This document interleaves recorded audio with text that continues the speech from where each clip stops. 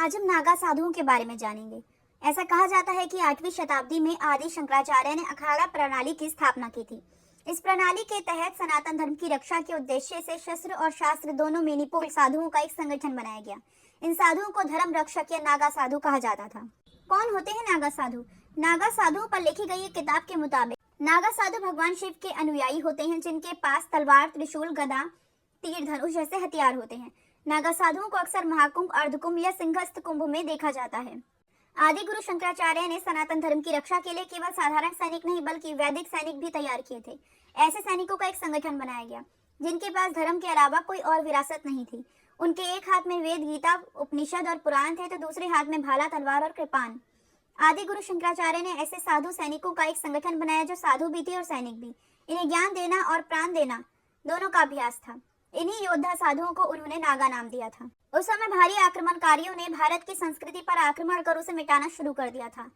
भारी आक्रांताओं के इस दमनकारी अभियान के सामने हिंदू जनमानस असहाय महसूस करने लगा, जिसके परिणाम स्वरूप मंदिर तोड़े जाने लगे और धार्मिक ग्रंथों को नष्ट किया जाने लगा ताकि आने वाली पीढ़ियों के लिए ज्ञान के मार्ग को अवरुद्ध किया जा सके। लेकिन इसी दुर्गति काल के लिए आदि गुरु शंकराचार्य ने नागा साधुओं के रूप में वैदिक योद्धाओं की सेना तैयार की थी जो धर्म की रक्षा कर सके। तो आखिर नागा साधु बनते कैसे हैं? एक रिपोर्ट में किताब के हवाले से लिखा है कि वैसे तो नागा साधुओं का इतिहास बहुत पुराना है, लेकिन आज भी इनका जीवन आम लोगों के लिए एक रहस्य की तरह है। भारत में लगने वाले सबसे बड़े धार्मिक मेले महाकुंभ के कई अलग अलग रंगों में से एक रहस्यमय रंग होते हैं नागा साधु, जिनका संबंध शैव परंपरा से होता है। सनातन परंपरा की रक्षा करने और इस परंपरा को आगे बढ़ाने के लिए अलग अलग सन्यासी अखाड़ों में हर महाकुंभ के दौरान नागा साधु बनने की प्रक्रिया अपनाई जाती है। संतों के 13 अखाड़ों निरंजनी अखाड़ा, जूना, महानिर्वाणी, अटल, आह्वान, आनंद, अग्नि, नागपंथी, गोरखनाथ, वैष्णव, उदासीन, पंचायती, बड़ा अखाड़ा, उदासीन नया अखाड़ा, निर्मल पंचायती अखाड़ा और निर्मोही अखाड़ा में से 7 अखाड़े ही नागा साधु बनाते हैं। ये हैं जूना, महानिर्वाणी, निरंजनी, अटल, अग्नि, आनंद और आवाहन अखाड़ा। नागा साधु बनने की प्रक्रिया कठिन और 12 साल की लंबी होती है। नागा साधुओं के पंथ में शामिल होने की प्रक्रिया में लगभग 6 साल लगते हैं। इस दौरान नए सदस्य एक लंगोट के अलावा कुछ नहीं पहनते। कुंभ मेले में अंतिम प्रण लेने के बाद वे लंगोट भी त्याग देते हैं और जीवन भर यूं ही नग्न यानी दिगंबर रहते हैं।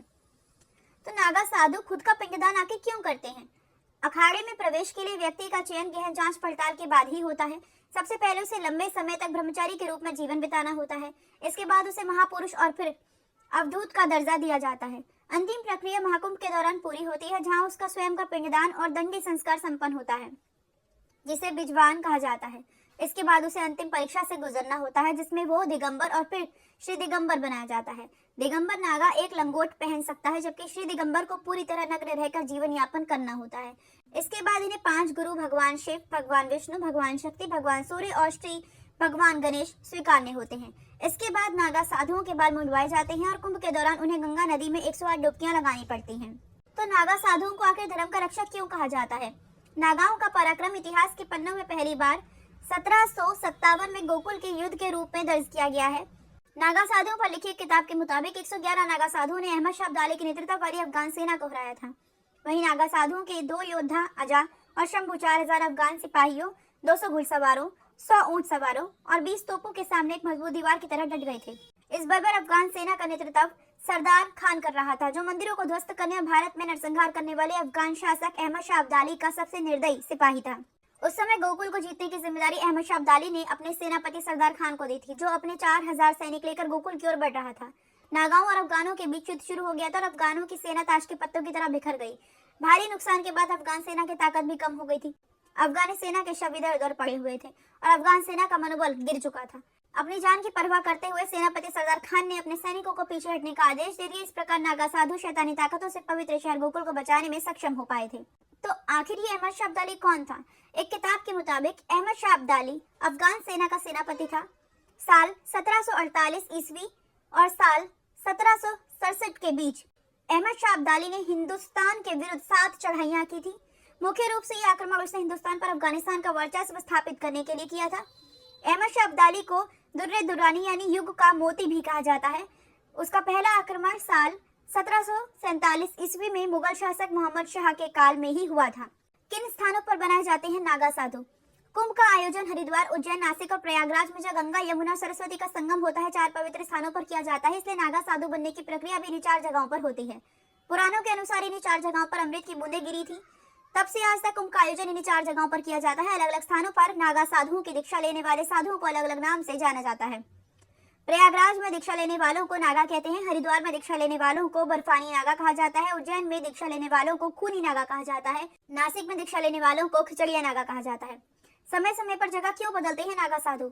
नागा साधुओं का जीवन बहुत रहस्यमय होता है। कुंभ के बाद वह कहीं गायब हो जाते हैं। कहा जाता है कि नागा साधु जंगल के रास्ते से देर रात में यात्रा करते हैं, इसलिए किसी को नजर नहीं आते। नागा साधु समय समय पर अपनी जगह बदलते रहते हैं, इस कारण इनकी सही स्थिति का पता लगाना बहुत मुश्किल होता है। ये लोग गुप्त स्थान पर रहकर ही तपस्या करते हैं। नागा साधु श्रृंगार क्यों करते हैं और आभूषण क्यों पहनते हैं? नागा साधुओं का श्रृंगार बहुत ही खास और अनोखा होता है। शरीर को सजाना नागा साधुओं के अनुष्ठान का हिस्सा है। भगवान शिव के करीब महसूस करने के लिए वे अपने शरीर पर विभिन्न प्रकार की आध्यात्मिक चीजें पहनते हैं, जैसे भस्म, फूल, रुद्राक्ष की माला, माथे पर तिलक लगाते हैं, लंगोट पहनते हैं, हाथ में हथियार, संगीत के लिए चिमटा, जटा यानी लंबे बाल और दाढ़ी होती है।